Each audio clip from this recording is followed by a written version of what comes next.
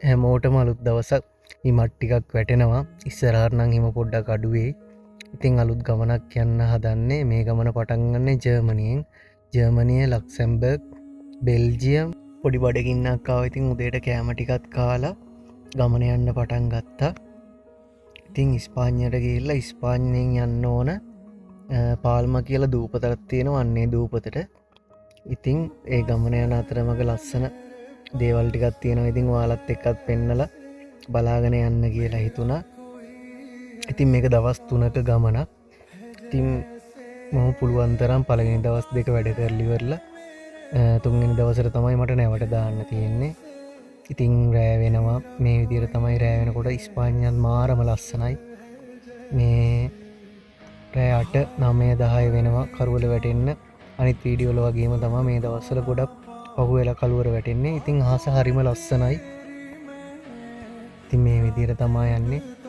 ඉතින් ඉස්පාඤ්ඤ පැත්තට ඇතුල් වෙනකොට නම් ටිකක් රස්නේ. හරියට නිකන් මැද පෙරදිග රටවල් වලට ඇතුල් වෙනවා වගේ.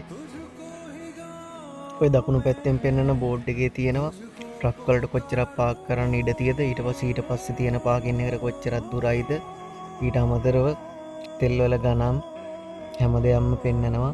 ඉතින් ඒක ඩ්‍රයිවර්ලට ගොඩක් වටිනවා. ඉතින් ඔය විදිහට තමයි ඉස්සරහට පාකින් එක පෙන්වන්නේ. තව මීටර 1000කින් පාකින් එක. ඔය දකුණු පැත්තේ තියෙන ඩීසල් වල මිල, ඇඩ්බ්ලූ වල මිල, ඊට පස්සේ පෙට්‍රල් වල මිල, ඒ වගේ දේවල්. ඉතින් මම අද මේ පාකින් එකේ නතර වෙලා හෙට උදේ පාන්දරින්ම යන්න කියලා බැලුවේ. ඉස්පාඤ්ඤේ තියෙන පාකින් ගොඩක් ලස්සනයි. ඉස්පාඤ්ඤේ රටේ හැමතැනම නෙමෙයි ලස්සනයි කියන්නේ, සමහර තැන් ගොඩක් ලස්සනයි. ගොඩක් පරණ රටක්. ඉතින් ඊට පහුවෙනිද උදේම වැඩ පටන් ගත්තා. අහස හරිම පැහැදිලි, මාරම ලස්සනයි. ඉතින් මේ විදිහට තමයි අද දවස පටන් ගත්තේ. මගේ අද මේ 3 වෙනි දවස. ඉතින් මම ඉක්මනට යන්න ඕන, මොකද මට හවස් වෙලා තමයි නැව තියෙන්නේ. ඊට කලින් මම ගිහිල්ලා ටිකට් එකක් ගන්න තියෙනවා. ඒක නිසා මම පොඩ්ඩක් ගමන කලින් පටන් ගත්තා. ආසේ ලස්සන බලාගෙන යනකොට ෆ්ලයිට් හදන තැනකුත් තියෙනවා. ඉතින් පොඩි බ්‍රේක් එකකට නතර කරලා ඉවරලා පොඩි තේ එකකුත් බීලා ආපහු මගේ ගමන යන්න පටන් ගත්තා. ඉතින් දැන් නම් වරාය කිට්ටු කරලා තියෙන්නේ. ඔය විදිහට තමයි ඉස්පාඤ්ඤේ ලස්සන වරායක් මේක. ඉතින් ගොඩක් කට්ටිය විසිට් කරන්න හරි එහෙම යනවා. මෙතන ඉඳලා දූපත් 3කට යන්න පුළුවන්. ඒ දූපත් 3ටම යන්න වෙන්නේ නැවක. ඉතින් මම ආවා ටිකට් එක ගන්න. මේ විදිහට තමයි මේ නැවට යන ටිකට් එක ගන්න තියෙන්නේ. ඉතින් මේ නැව මෙතනින් ටිකට් එක අරගෙන ඉවරලා වරායට ඇතුල් වෙනවා. ඉස්සරහ නැව තියෙනවා ඇවිල්ලා. ඉතින් තාම මේ නැවට පටවන්නම් පටන් ගත්තේ නැහැ. ටික වෙලාවක් ඉන්න ඕන නැවට පටවනකම්. දැන් නම් ඉතින් නැවට පටවන්න ගත්තා. ඉස්සරහ එක්කෙනා නම් බෆර් එකක් ගලව ගත්තා. මේ අද නැව පොඩ්ඩක් වතුර මේ උඩට ඇවිල්ලා තියෙන්නේ. ඉතින් ඒ නිසා පටවනකොට කල්පනාවෙන්ම පටවන්න ඕනේ. එහෙම නැත්නම් අනිවාර්යයෙන්ම බෆර් එක ගලවලා යනවා. ඉතින් උස්පාත් කරලා බැලුම් වලින් මේ තමයි මෙතනින් ගන්න ඕන. අපි එහෙනම් දැන් ට්‍රක් එක පාක් කරලා නැව ඇතුළට යමු. ඉතින් කට්ටිය මේ විදිහට පිළිවෙලට ට්‍රක් එක පාක් කරලා නැව ඇතුළට යන්න ඕන. මේ නැවේදීන් ට්‍රක් එක අපි හරවලාම පාක් කරන්න ඕන. මොකද යන්න එන්න එකයි තියෙන්නේ, එක දොරයි තියෙන්නේ. නැව ඇතුළට නම් අපි එහෙනම් ගිහිල්ලා බලමු කාමරේ කොයි වගේද කියලා. දැන් වෙලාව හරියට මරය 10ට විතර ඇති.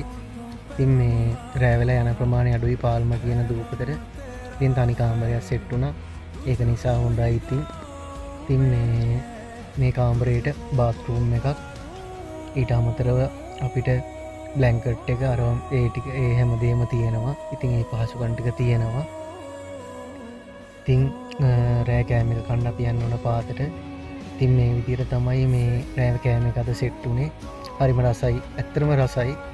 ඉතින් මේ විදිහට මේ කෑම එක අපිට ෆ්‍රී හම් වෙනවා. මොකද ඒ ටිකට් එකට මේ කෑම එක අනිවාර්යයෙන්ම ෆ්‍රී හම් වෙනවා. ඉතින් නැව පැය 9ක් යනවා. සමහර වෙලාවට පැය 10ක් වගේ යනවා. වෙලාව වෙනස් වෙනවා. මොකද මේ මුහුදේ තත්ත්වෙත් එක්ක ටිකක් පරක්කු වෙන දවසුත් තියෙනවා. ඉතින් මේ විදිහට තමයි අපි ගමන යන්නේ. ඉතින් කාලා බීලා ඔක්කොම කරලා නිදා ගන්නවා. මොකද මේ එළිය වෙන්නකන් නිදා ගන්න පුළුවන්. මොකද පැය 9ක් යන නිසා. ඊට පස්සේ අප උදේට තමයි වැඩ පටන් ගන්න තියෙන්නේ. ඉතින් සම්පූර්ණ ගමන දුර 2770ක් වගේ තියෙනවා. ඉතින් 2800ක් වගේ සෙට් වෙනවා පාරවල් වහලා. මේ දවස්වල පාරවල් ගොඩක් හදනවා. ඒ නිසා දුර ටිකක් වැඩි වෙනවා. ඉතින් වැඩ ටික ඔක්කොම ඉවරලා උදේට නැගිටලා ට්‍රක් එක හොයාගෙන යනවා. ට්‍රක් එක තියෙන තැනට මගේ ට්‍රක් එක තිබ්බේ ගොඩක් පිටිපස්සේ. මොකද මම මුලින්ම පටවපු හින්දා පිටිම පස්සේ තියෙන්නේ.